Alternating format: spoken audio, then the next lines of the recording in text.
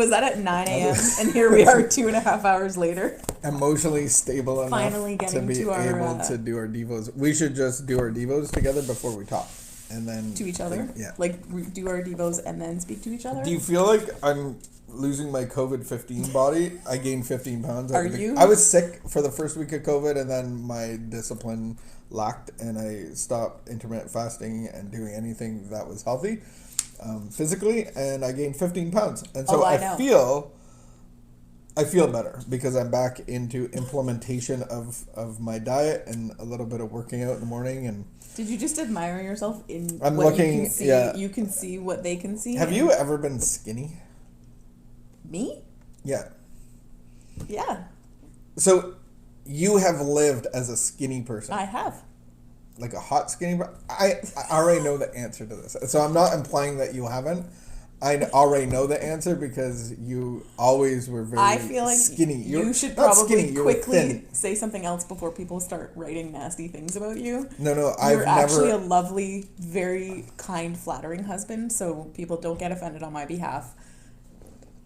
What were you asking? But I've never been skinny. Like, I've never been, like, I remember the thin days. Like, I've never actually gone, remember... You were always skinny when no, I met I always you. thought I was chunky. I always were thought not. I always thought I was fat. Like, I always... Not fat, but I was, like... I always thought I was a big Can you kid. just go back for a second to the part where you said that I used to live life as a hot, skinny person? No, didn't you? No, you're... Look As at my opposed to the latte. wife you have now? You could give an update about the dog. But do you remember the time that I lost a bunch of weight and you told me that I looked better fat? We should talk about the dog. What do you want to give an update about Buddy, the pug?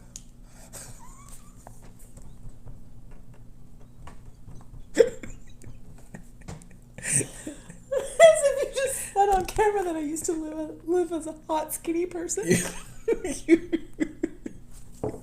Why are we doing this live? You should Stop. talk about I the need to be pug. mature and... Okay, so... Buddy the pug is coming...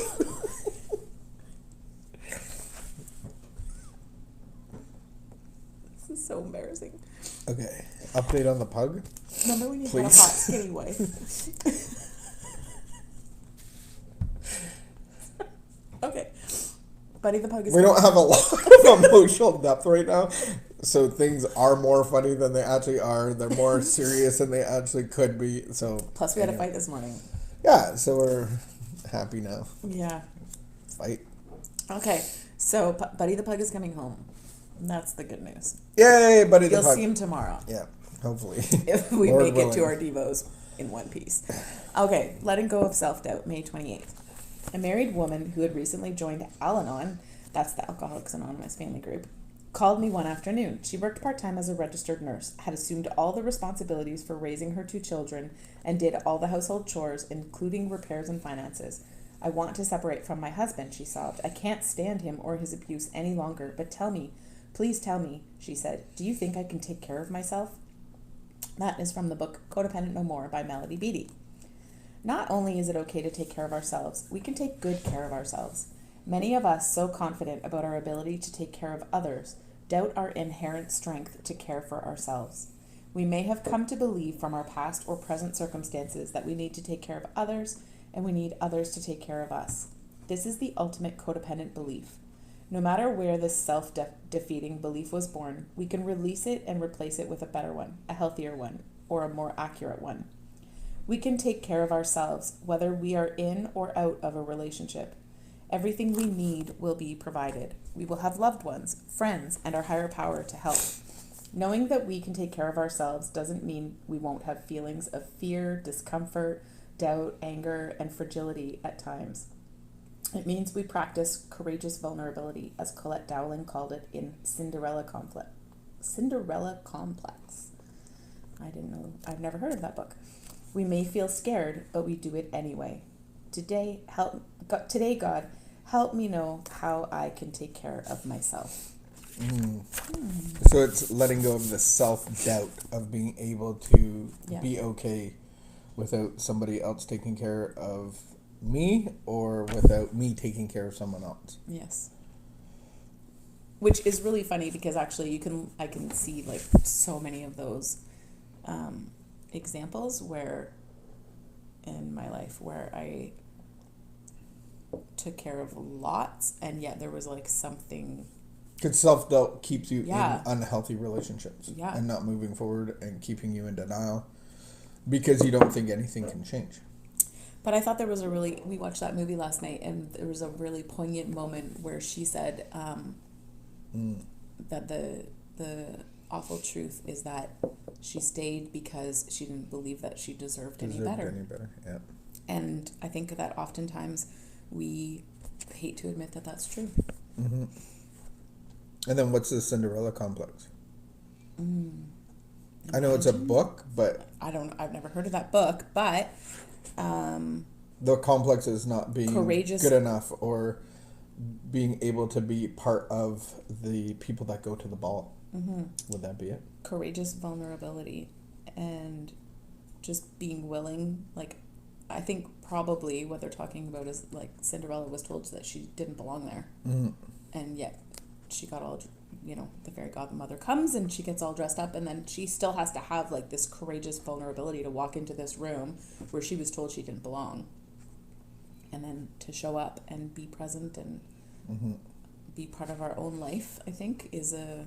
Because that can be the self-doubt is I'm only good enough to take care of you and your floor and your cooking and all of these things. And coming out of that self-doubt of I deserve more. You deserve more. And I think, I don't necessarily think that... she in this example, she talked about wanting to separate from her husband.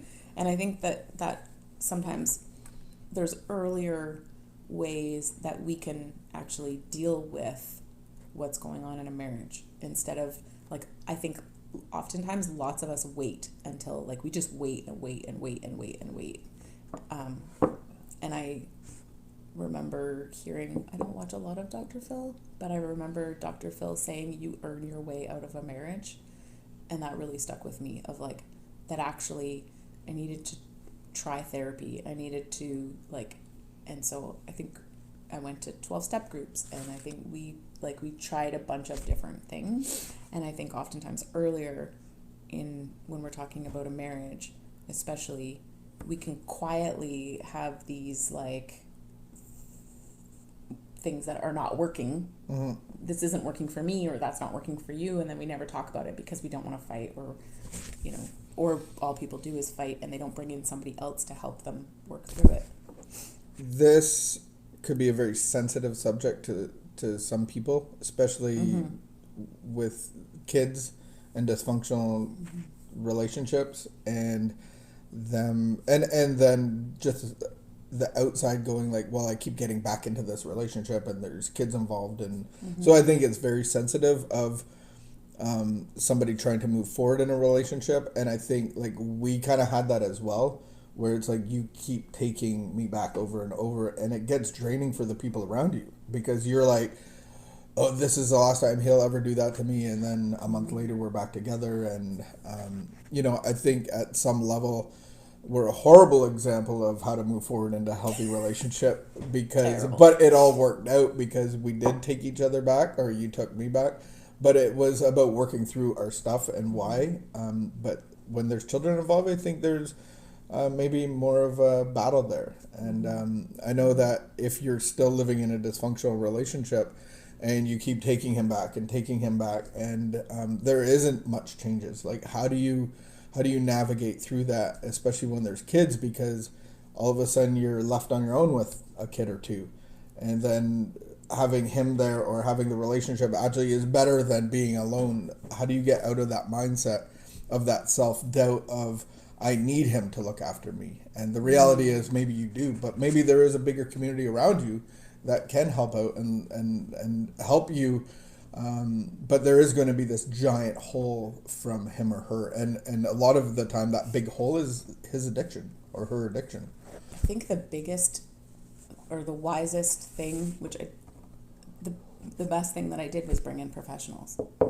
the best thing that I did was be honest with my family doctor, who then gave me a little wake-up call, slap upside the head. My work had an employee assistance program. So I brought in professionals, not just talking to my friends. Right? Yeah.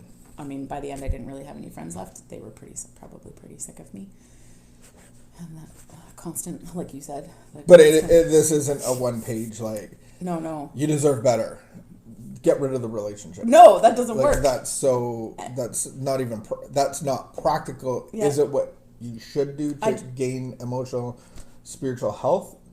Probably, until he decides to do something about it. But how many times do we talk to somebody who they're on their 4th relationship? It's the same. Or the same relationship 10 times. Right. And look, I still have a tear. Oh, like laughing earlier. Tears. Anyway. All right. Good big topic. There's a lot there, and there's no condemnation if you're in an addicted relationship, in a codependent relationship. Work it out. Seek community. Seek comfort outside of that person and that addiction, and know that there is support for your kids in community, not just this one relationship. So we pray for all the relationships out there, that God is a restorer, that He is a reconciler, and He wants the best for you. He is a good God with good for you, and He doesn't want to leave you alone and abandoned.